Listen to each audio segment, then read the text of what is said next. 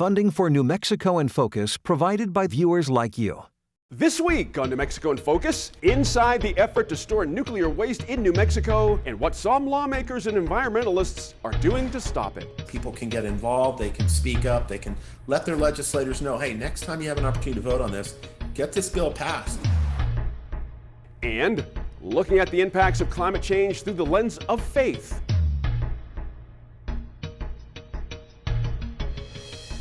New Mexico in Focus starts now. Thanks for joining us this week. I'm your host, Gene Grant. Local journalism is the foundation of any informed society, but in a state with so many geographical and cultural nuances, building a successful news outlet is a constant challenge.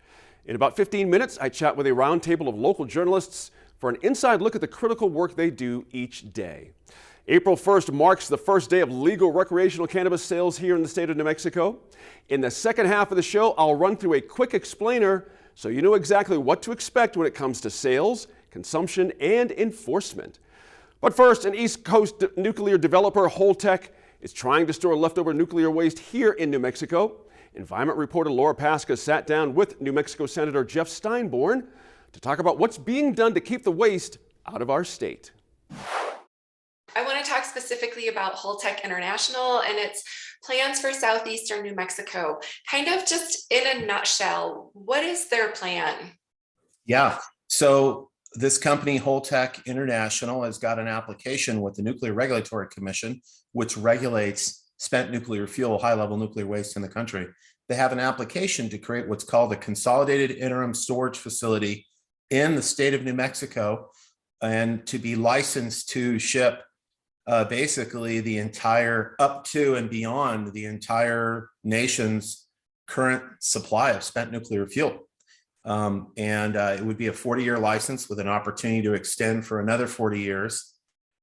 And it's got a lot of terrifying facets to it, which I will certainly go into, but it's very different from what we're used to in the state. And I think a lot of people confuse this with the WIPP facility in southeastern New Mexico.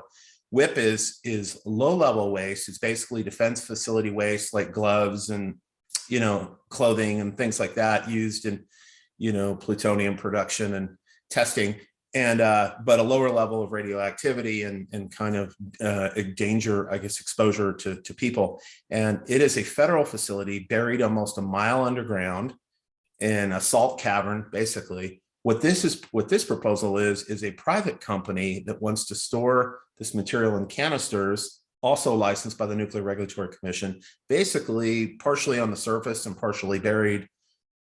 And the fact that it would be owned by a private company and not the federal government just carries lots of additional risk to the state. So I'll stop right there and go into more detail. One of the things that I've been thinking about a lot lately is you mentioned this is waste that's coming from nuclear power plants. So there are nuclear power plants in different communities throughout the country where private companies have operated nuclear power facilities, selling electricity, fueling entire economies. And now there's this waste product and they want to send that to New Mexico. This seems like a bad deal for us. Can you talk about the sort of privatization of this waste and where does Holtec fit into this? How do they get that waste and why do they send it here? Yeah, so Holtec is a company that really up till now they've been a supplier of the nuclear power generation industry. And they've kind of recently got into the waste side of it and even bought a decommissioned power plant and now actually has title to some spent nuclear fuel, some canisters of spent fuel. So it's private nuclear power companies, as you said, generate this nuclear waste as a byproduct of creating nuclear power. Basically, it's these rods that are used to generate energy and power and heat. And then once they lose enough to generate power, they're then put into these cooling ponds, and then they're put into what's called dry cask storage. Yeah, and they are now full of this stuff. And the federal government has had a legal mandate since the 80s to find a permanent repository. And that's where Yucca Mountain came in. That was going to be the permanent repository. And under federal law, the federal government is responsible for finding a permanent repository. Well, that did not work out because Yucca Mountain has been terminated as a project. At least it did under President Obama. There's some in Congress trying to restart that project. But so meanwhile, these power companies, they're left holding this material. Granted, they generated it, and those communities did. And in all fairness, New Mexico uses a little bit of nuclear power too from the Palo Verde nuclear plant in Arizona. But I mean, we're less than 0.5% of the nation's population, to keep things in perspective. And we are going to be weaning ourselves off nuclear power also, which is part of our utilities plan. So yeah, they want to get rid of this stuff. The communities that have this waste nearby want to get rid of it. And so this idea of, since the permanent storage has not worked out, this idea of interim storage has kind of come up, and it's a convenient solution for the industry to get rid of their waste so that they can produce more of it. And for the communities, frankly, that have this waste, they don't want it. And so it creates very interesting dynamics of haves and have-nots in the country. And this is where New Mexico is really embroiled in a national debate. And this is a national policy issue. So you mentioned it's an interim storage facility and the NRC is working on a 40-year license. Yeah. What happens at the end of the 40 years? Where does it go once it's not in interim storage here? Yeah, well, that's the rub. And that's definitely one of the big problems, is there is no permanent facility. And scientifically, everybody acknowledges that there needs to be a permanent repository, that this stuff will be radioactive for a very long time, needs to be put someplace safe for a very long time. And the federal government actually defines repository. Their legal responsibility means a deep geological repository. So that is the structural bar that the federal government has legally set up that we have to achieve as a country. The problem is they don't have one. And so what everybody has, a lot of our congressional leaders, our governor has said, is that we will become the permanent de facto site because there is no permanent facility. And it's certainly not designed to be the forever site. I mean, it's an interim facility. It's obviously not a deep geological solution. And beyond that, these dry casts are not, there's not a dry cask in existence. The technology hasn't even been around longer than a couple decades. So the concern here, one of my many concerns, is that we're technologically being asked to be a guinea pig for what happens when we start to get a few decades out and we have all these canisters sitting in the desert in southeastern New Mexico. What if they start to fail on a massive scale? But yeah, and then what happens if the country goes, if that company goes bankrupt? They're required to put up a bond with this, but who would then be required to take over this waste, and where would it go? It could be an absolute disaster. So yeah, it's all of these are question marks without answers. They're not really question marks. They're questions without answers because there's no permanent solution. So New Mexico, this is basically a private sector solution being hoisted upon New Mexico right now in lieu of a real federal solution, which is what's needed.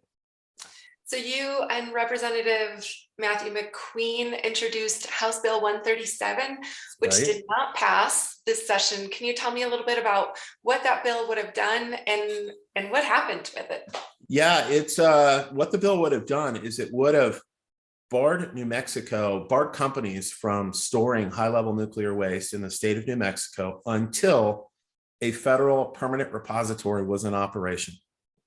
And initially, the bill started off as just a complete ban on storing the materials here, and then we amended it to say that it couldn't happen until there was a federal repository.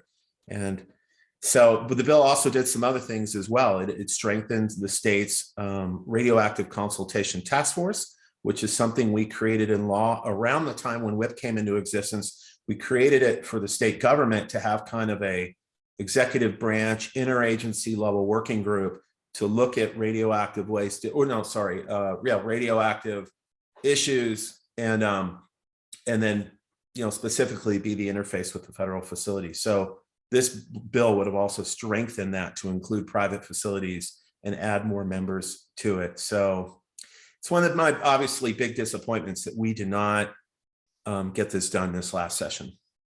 So, and I think I read that Texas passed a similar bill. And I know other states, you mentioned Yucca Mountain, Nevada successfully pushed back against the permanent repository. I've seen other states.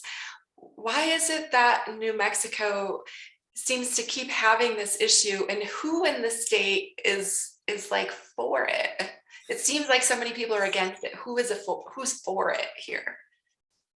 Well, there's some political leaders in southeastern New Mexico. New Mexico is a little unique because we do have the country's only national low-level nuclear waste storage facility, WIPP.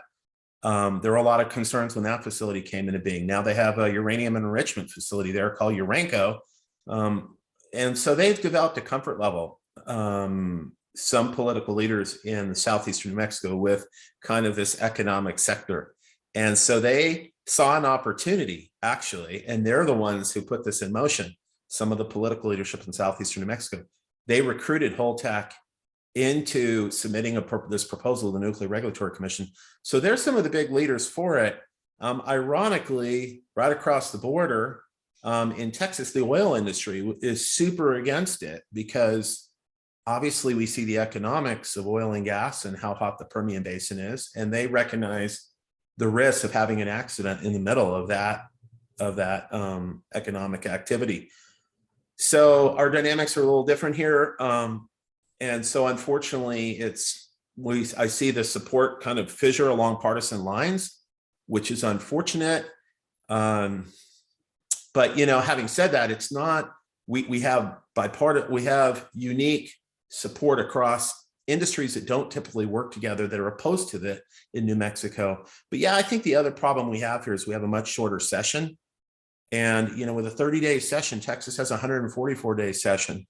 They had a very powerful economic industry pushing for it. Whereas in our state, we had the environmental community, which, the economic industry sometimes has more political muscle. But the bill's gotten pretty far both times. It just didn't get pulled up for a final vote. And I'm disappointed, and I'm not going to make excuses for anybody and why they didn't bring it up for a vote. But, this bill, a different variation of this bill, passed the Senate last year.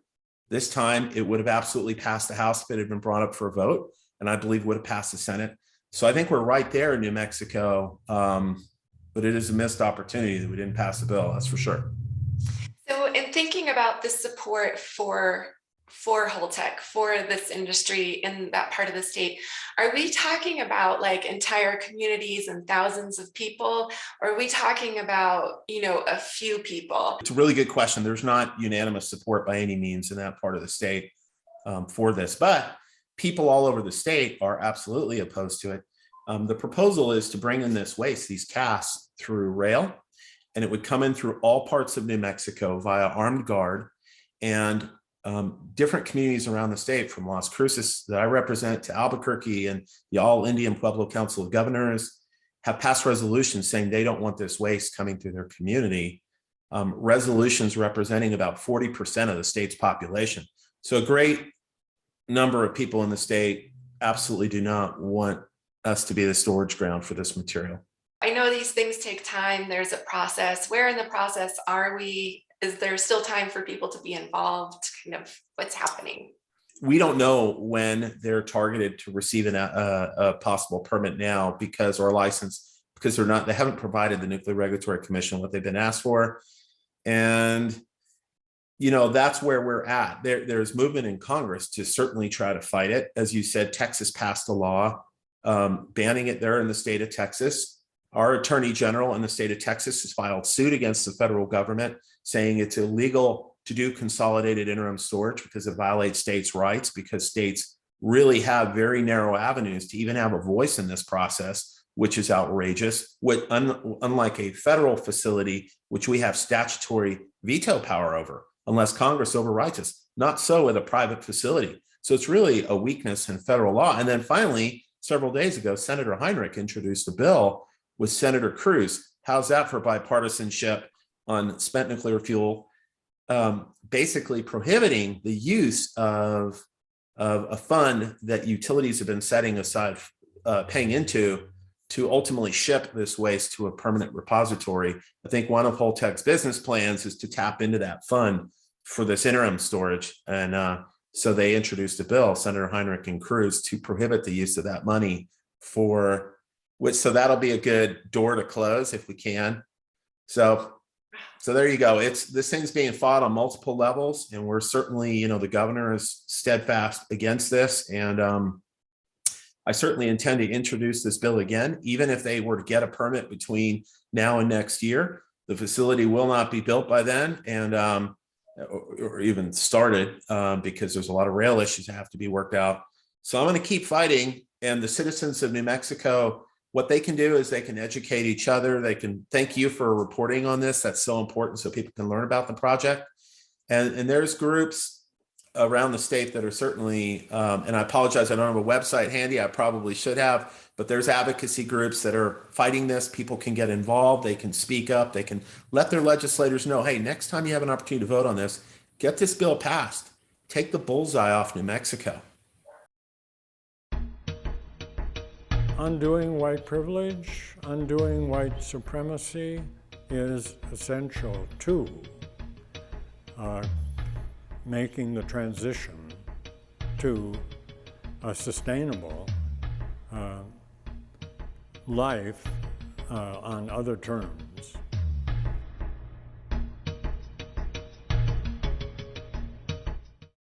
With so many geographic barriers and such a diverse population, New Mexico presents unique challenges in a lot of areas in our everyday lives, including how information is shared. That makes the work of journalists across our state even more challenging. I got a chance to sit down with 3 independent journalists with 3 very different audiences to talk about how they reach their communities. We've got Leota Harriman. She's the editor and publisher of The Independent in Edgewood, and I have a smile on my face because she can find room for one of our favorite people we have on the show. You might know who she is. I know you do, Leota. She's one of the wonderful writers for you. Yeah. We've also got Ryan Lowry. He's a freelance journalist, often does work with Las Vegas Optic, among other local and national outlets. He's also president of the local chapter of the Society for Professional Journalists. And we welcome back Peter Rice, who has been with us before. Very pleased to have him. He's the editor of Downtown Albuquerque News, a hyperlocal online news site covering, of course, downtown Albuquerque and surrounding areas. And thank you all for being here. I really, really appreciate it. Leota, let me start with you. One of the things at our shop here at New Mexico PBS that really caught our eye was what you wrote on Facebook a few weeks ago about what you've had to deal with through the pandemic and other things. I wanted to start with The Independent. When did it start? Who does it serve? What's the area? Then we'll get into what you actually wrote and some of the challenges you're facing out there. Okay. The Independent is a weekly community newspaper. We cover about 4,000 square miles in the center of New Mexico, eastern Bernalillo County, southern Santa Fe County, and all of Torrance County, and even a little bit of the periphery of that if it's warranted. We're a weekly print newspaper, at least we were until the end of January. We cover town, we cover high school sports, we cover, all the things, a few regional issues. We don't really get too deeply into regional issues because we haven't got the staff, frankly. And that's about, it's been around since 1999. It was created in Tijeras by a guy named Wally Gordon. We had an employee buyout from him in 2010. And there were 4 of us initially, and I'm the last one, still crazy enough to want to try and do this. Bless you. Bless your heart. Interesting. What's the staff currently? Is it just you at this point, Leota, or do you have the staff currently is decimated. I got COVID at the end of January, was out for all of February, and we're a family business, and so I have my daughter and my son-in-law working for me, and they both had to take a job in a nutshell. So our staff is minimal currently. If there was one challenge, I know the obvious answer is money here, but If there was one big challenge just keeping you from getting back to where you were before, what would it be? Is it finding quality reporters and employees? I mean, we got a good amount here. Is it finding the advertising? What's the biggest challenge you're facing right now? The biggest challenge is probably finding the advertising. Yeah. Our bread and butter is really mom and pops, and they've been hit really hard by the pandemic as well. And so we've had throughout 2020 and 21, we had people saying, we can't advertise. We don't even know if we're going to be open next week. Right. As a person currently in that position, I have a lot more empathy for that now, because it's a real struggle when you don't know if you can make payroll, you don't know if you can buy your product, you don't know if you can do anything, let alone promote your business. So I think that's probably the biggest is, because the model of newspapers has been so heavily reliant on advertising. Right. If there's any glitch with the advertisers, the newspaper, maybe a few steps down the road, but really feels that impact. Hey, Peter Rice, when did you start Downtown Albuquerque News? What month, what year was that? That was August of 2019. Ah, how quickly good times go. I didn't realize it was that far back. Yeah, a few things have happened. That's right. Now, let folks know a little bit about your background, too. You didn't just pop out of the earth and start this publication. You've been in the news business for a while. So go ahead, tell us about your background as well. Sure. Yeah, I've done some work for KUNM over the years and for the Albuquerque Tribune right before it went out of business there. Before that, I mean, I was a weird, nerdy homeschooler, so I was doing community radio and Right. fun things like that back when I was a teenager growing up in Olympia, Washington. So I hate to admit it, but I think I'm almost a veteran at this business, but That's probably right, means I'm old. That's right. Why downtown Albuquerque as a news beat? I'm so curious. Well, I live here, so that was an obvious answer. Because I kind of had a heads up on that. It was an advantage. I knew where everything was more or less, and I think from a journalistic perspective, it's easier to do a niche publication about an area that kind of has a coherent sense of itself. And I think the river, I-25, I-40, those are all not just literal physical dividing lines, but they are major psychological dividing lines. And if you live on one side of those, you kind of think a certain way and orient towards certain things. And if you live on the other side, you think a different way and you orient toward different things. So it was a good little niche to mine there. There is no lack of reporting on, what you've been able to dig up. I honestly had no idea there was so much going on. I live down here too. And until your publication came out, I didn't realize there was so much going on around me, honestly. I'm curious what the feedback's been from downtown folks. How have you been received since 2019?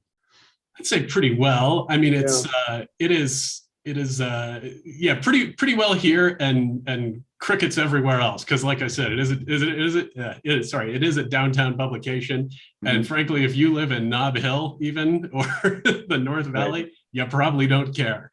But like you're right, there is a lot going on down here. I was actually kind of worried at one point that maybe I would run out of news, but I'm having the opposite problem. There's all kinds of stuff going on, and part of that is just because it is the city center. There's a lot of redevelopment stuff happening all the time. Seat of government, all that sort of thing. So there's plenty to do. In retrospect, I probably shouldn't have been worried. Now, Leota, you mentioned a phenomenal square mile footage that you have to serve. That is unbelievable. I have to imagine that is a lot of disparate needs as well when it comes to news inside there. Give us again the square miles you're dealing with here. It's approximately 4,000 square miles. So if you can imagine a square that goes from, maybe Madrid over to Stanley, south down to Estancia Willard, back west over to Mountain Air, and then back up through the Manzanos and the Sandias, and everything in the middle of that. Wow. It's hugely diverse. There's a bunch of it that's bedroom communities for Albuquerque.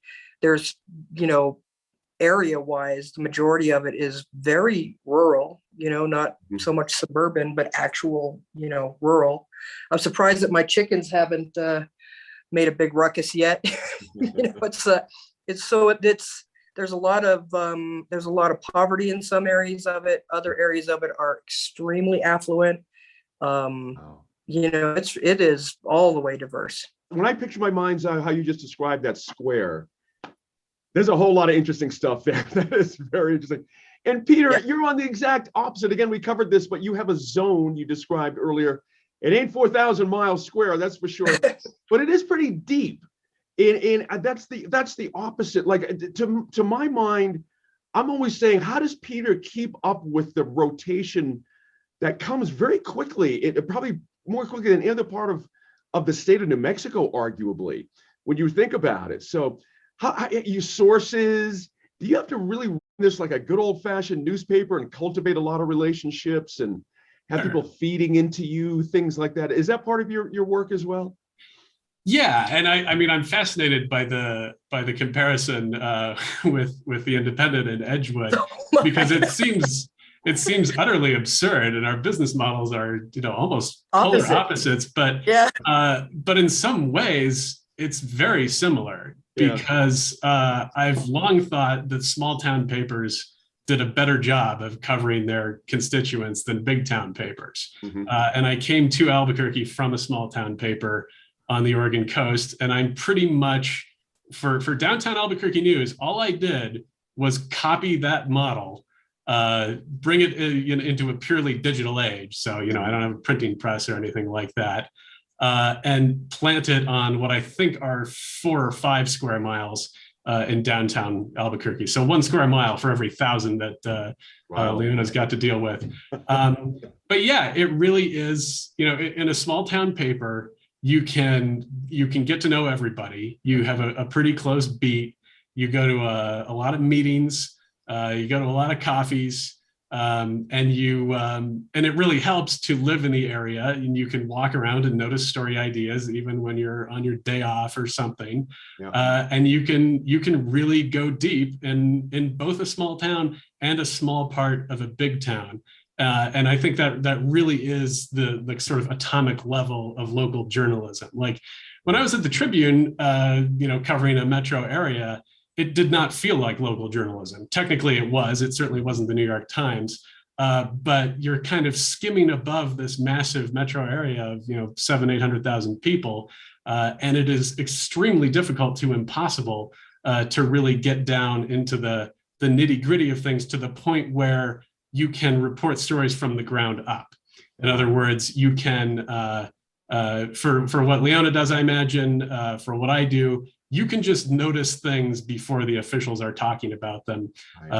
Stuff happens at a neighborhood association meeting, or you meet someone on the street, or you just walk by and you notice something's a little different. That becomes the story that you then bring the higher ups in. When I was working at a metro paper, it was just the opposite. We didn't have time to get down into the nitty gritty of the beat, and so we were doing this top-down journalism that I really don't think rang as true as what I do today and what I did at a small town paper in Oregon. So, Leona, we're not so different, you and I, as the movie villains like to say.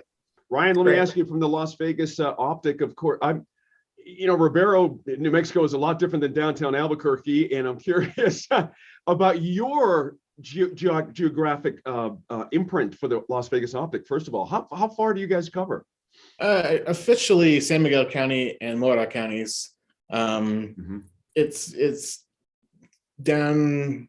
It's not quite. I still don't think it's as big as Leota's coverage area, but we're talking very focused on Las Vegas, but down into Pecos, up into rural Mora, sometimes beyond if there's something that connects a story to either of those counties. But those are two very big counties, very rural counties.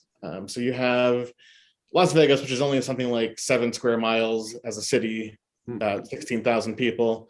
And then you have a lot of rural area that we also do cover. There is a definite difference in what's covered in the rural area versus in Las Vegas proper.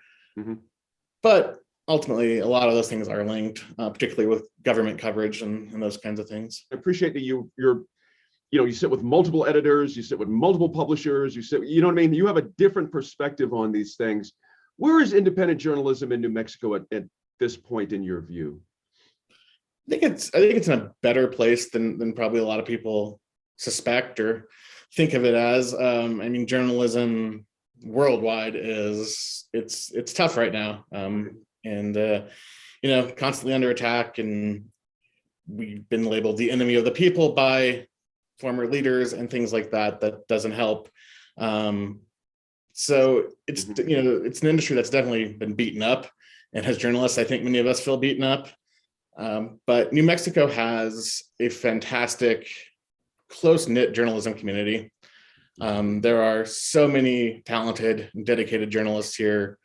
So I think that strengthens all of journalism in terms of independent journalism. It's a good pool to draw from of people who care, people who want to tell stories in their community and inform. So I think it's pretty strong in a industry that's rough in general. Yeah. Let me ask you another question here, Ryan and Leota. I'd like you to pick up on this as well. All businesses rise or fall on this simple thing. You're either growing or you're shrinking. And I guess I'm curious, starting with you, Ryan, how do we grow more readers of independent news sites? That seems to be the biggest challenge here, and get people to stop defaulting to the bigger publications automatically. Awareness is probably key. I think there are a number of independent publications, and they don't necessarily have the visibility that some of the larger outlets have. And a lot of people probably don't know that there are targeted publications like Downtown Albuquerque News that they can even go to. So getting that word out is tough. And for those outlets, how to do that. Advertising costs a lot of money. That's going to be a huge chunk of an investment for anyone running an independent outlet. So other ways of getting it out there, social media, word of mouth. I think those can help a lot of outlets. Leota, I'm sure you're fighting this battle every morning you wake up. How do I get more readers that can make my numbers better, that advertisers can then respond to? How does an independent do that, attract more readers on a regular basis? I think the main thing is to be relevant. You got to be covering the things that people want to know about, or the things that they don't know that they want to know about. Right. I had a conversation with my grandson a couple of days ago. He's going to turn 16 in a few weeks. And I was trying to point him towards something that we had put in the Independent, and he was going, and so I asked him, well, what do you want to do to stay informed? And if you want to find out something going on, what do you do? And he said, oh, I just Google it. And I said, well, okay, great. But what if the hit that you get is a newspaper? Because he was like, I just don't want to read newspapers, don't want to read a newspaper, don't want to read a newspaper. So I said, what if your Google hits a newspaper? He still doesn't want to read it. I know. How do you get around that kind of thing? I don't know. I mean, I think that's the holy grail in newspapers right now. When we figure that out, then we're all gonna, sleep easy. Well, you make an interesting point there, not to cut you off, but it is a generational thing. Part of the problem, isn't it? Younger people are just not in the habit of picking up a paper every day. Yes, and so we do things like free distribution in the schools, and we try to put a lot of young people into the newspaper so that they have a reason to want to open the thing up. Right.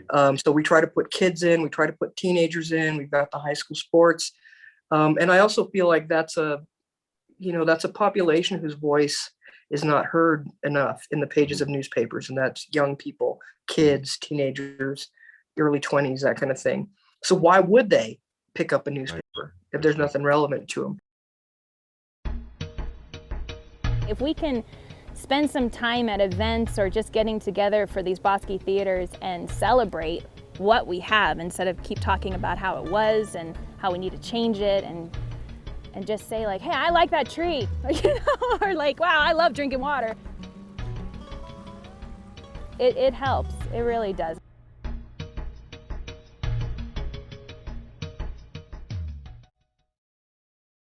The first legal sales of recreational cannabis are here in New Mexico. We're now the 18th state to allow it, and there are some rules and guidelines you should know about on day one.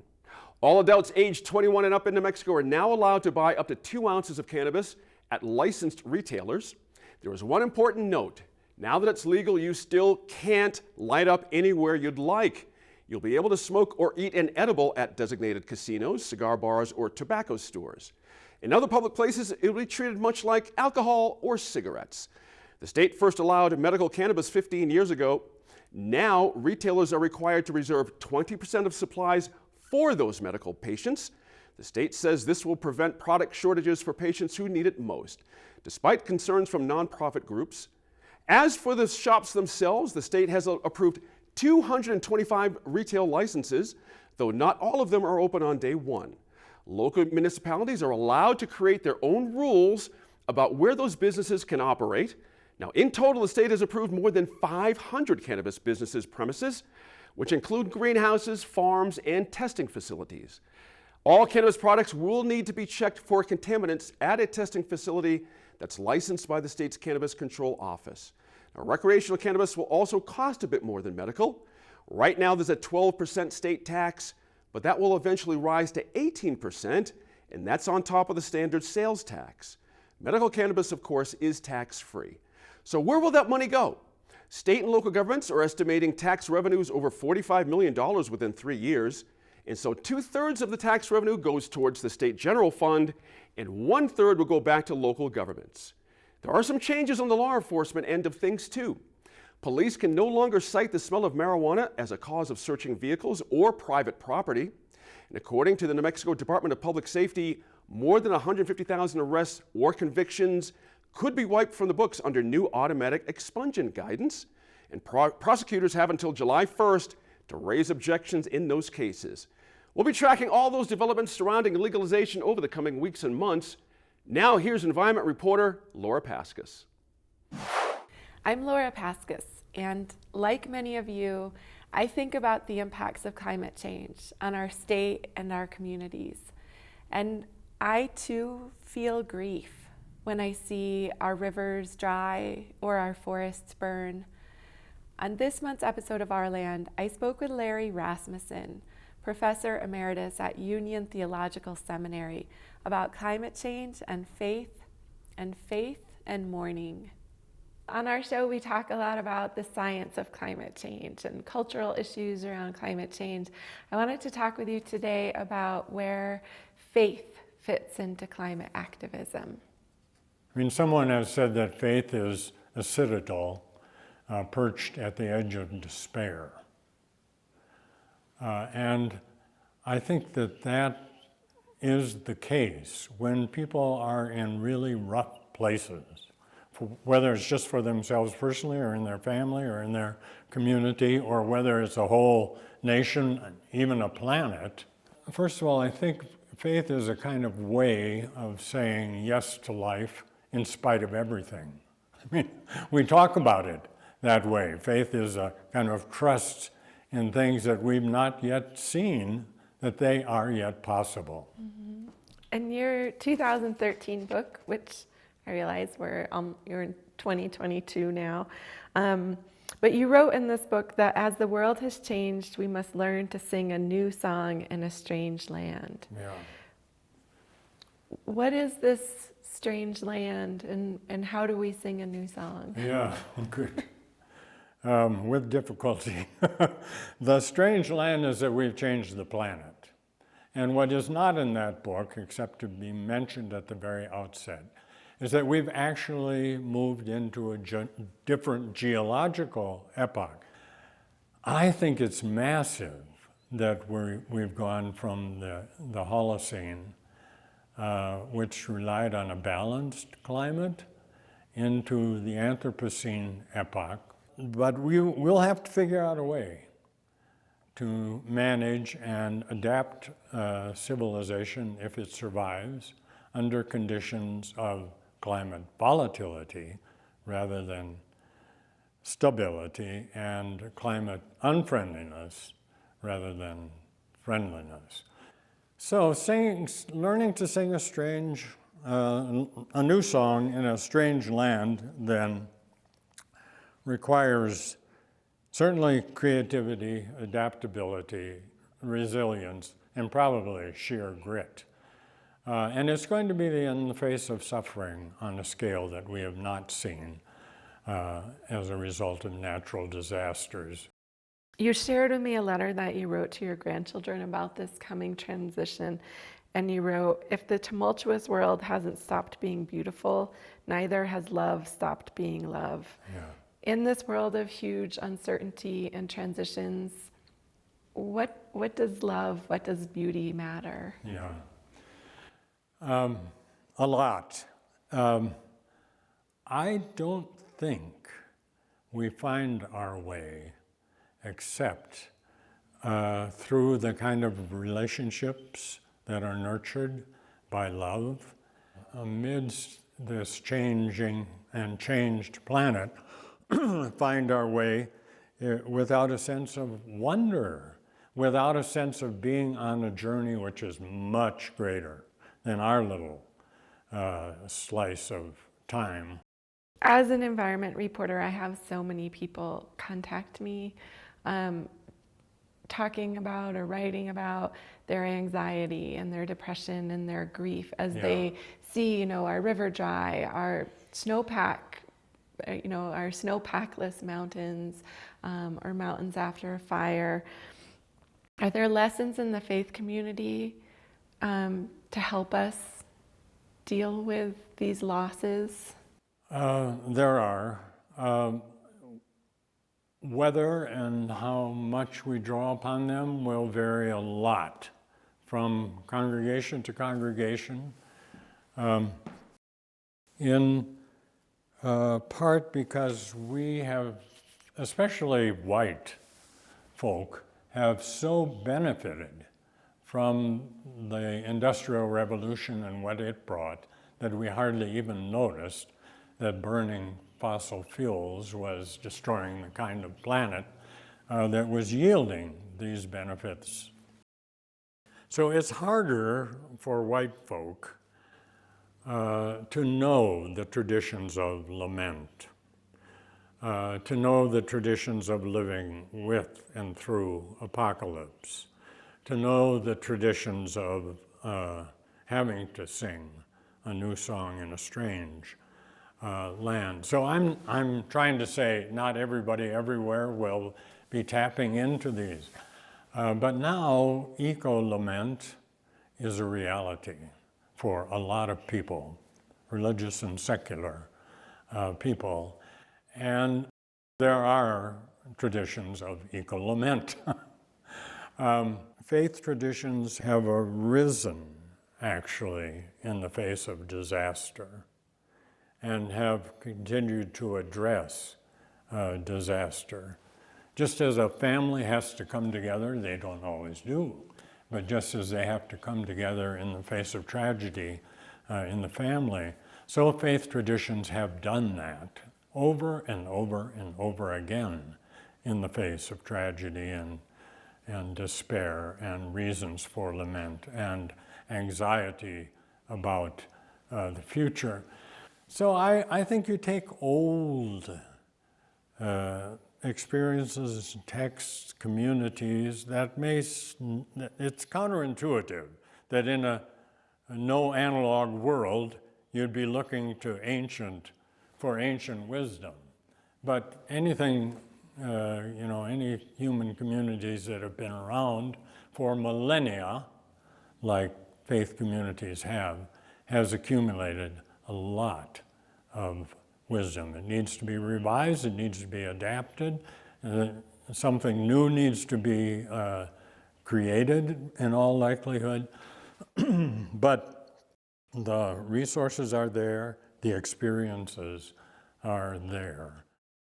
You also write in your 2013 book, or you ask, where do we turn when we discover that the religion we have lived by since the industrial technological era emerged, eternal and exponential economic growth, is an illusion, dogma masquerading as common sense and kept alive by willpower and little else?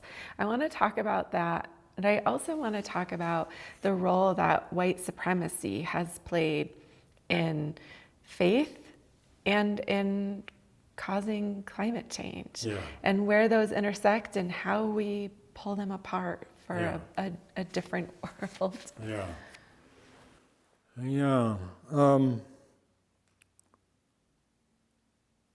Well, let me start with the latter point.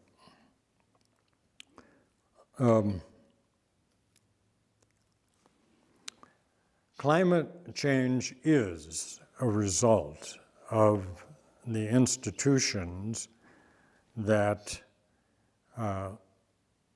arose out of the Industrial Revolution and that went global by way of conquest and colonization.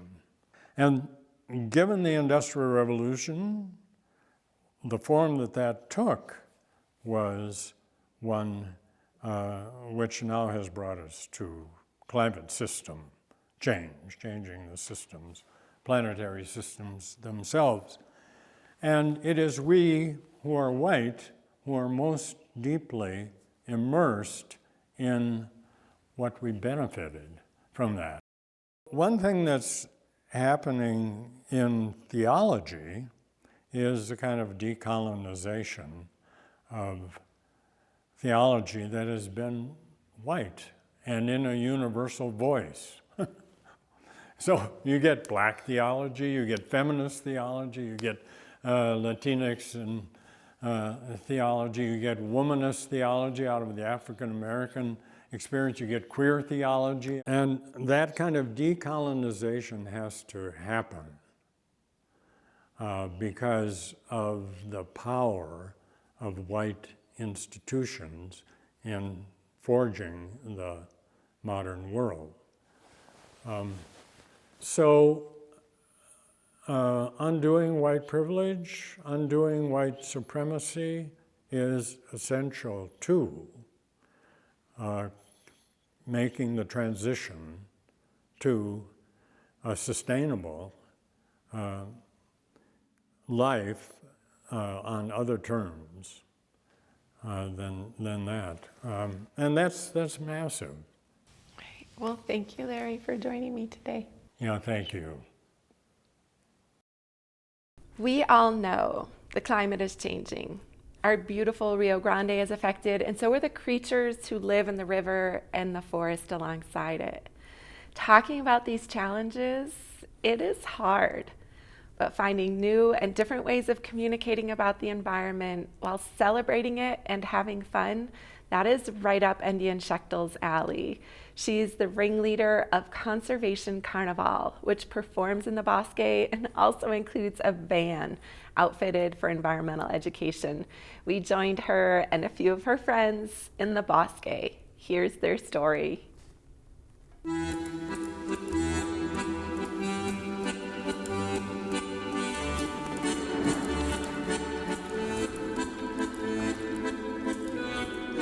Ever since I was a kid, I was just always fascinated with carnival, traveling circus, sideshow, freak show, folklore, and the entire history. And during the Great Depression, it was the only way a lot of people could make money and be in Showtime unless you were wealthy on the radio or something like that. And it gave a lot of people a lot of opportunity just to be fed and employed, and people who would be outcasted a chance to shine.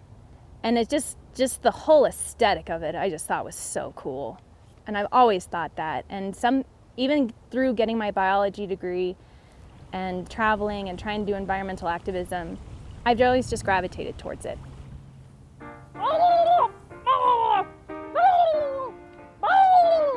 Frank the Fish! I'm Frank the Fish! And I'm a Rio Grande silver minnow. I'm stranded on the bank of the Rio because you humans are just using too much water. Us Rio Grande silver minnows are endangered species. We need slow-moving back channels in the forest to make our babies. And that doesn't happen anymore because the river isn't flooding the forest because you humans are using too much water. Help, Frank the Fish!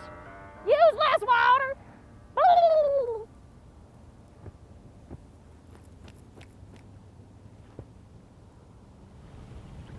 Conservation Carnival is a science circus. We bring the bosque to the public to teach about environmental education. We celebrate the bosque ecosystem, and we teach water conservation as well through circus arts and performing arts. We've been taking people out into the woods and having them interact with characters from the ecosystem. So we have Abuela Cottonwood Tree, Porcupine, and I don't want to say all the names because it's supposed to be a surprise when you're out there. Oh, horsetail grass.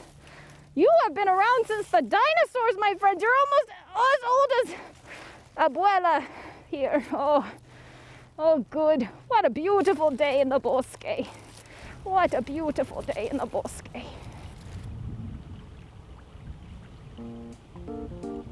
And actually, I have a friend here. Wake up, Prudence! Oh, Prudence! Oh dear! Ah! Oh dear! Hello, Abuelita. Hello! You are this?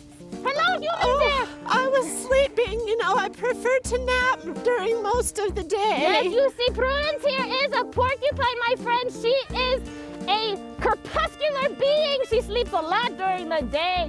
She does, and she lives on us cottonwood trees.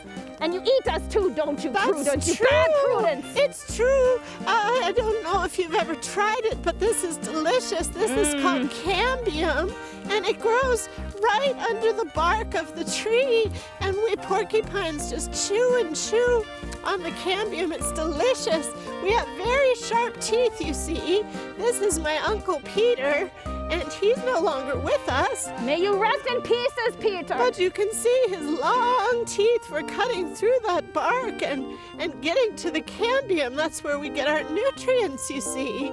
And yes, we also feel very safe up in the cottonwood trees. Yes, let's talk about that instead of the eating us part. Oh, yes. We keep you safe, don't we? Yes. Oh. We are very good climbers, you know. We like to climb high up in the trees so we are safe from the predators.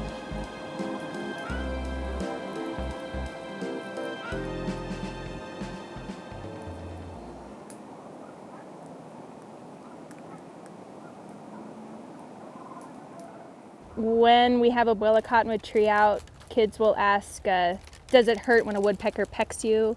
So they actually really dive in that she is a creature here. That's always really cool because they're not questioning that someone's in costume or anything. They're actually interacting and looking at trees differently again and realizing they're a part of a system, right?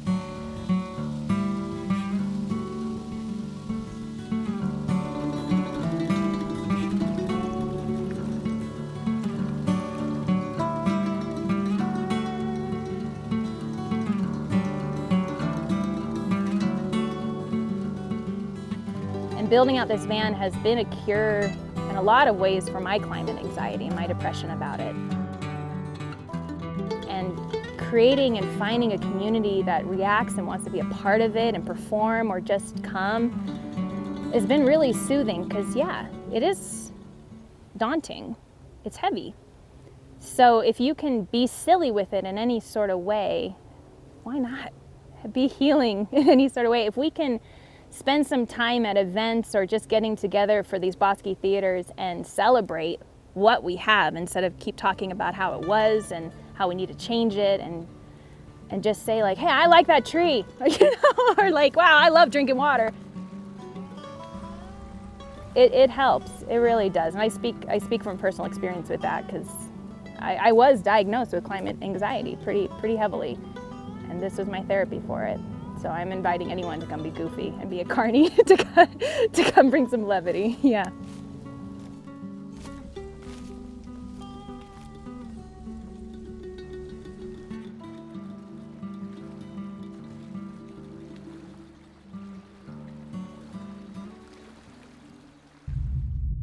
Legalized cannabis has been a long time coming, and with more states poised to make the same move, it's quickly becoming a mainstream issue.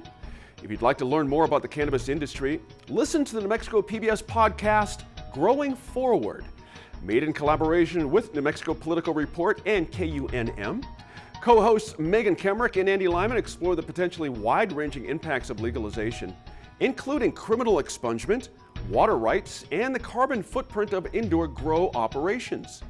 You can find Growing Forward anywhere you get your podcasts. Give it a listen. Thanks again for joining us and for staying informed and engaged. We'll see you again next week in Focus.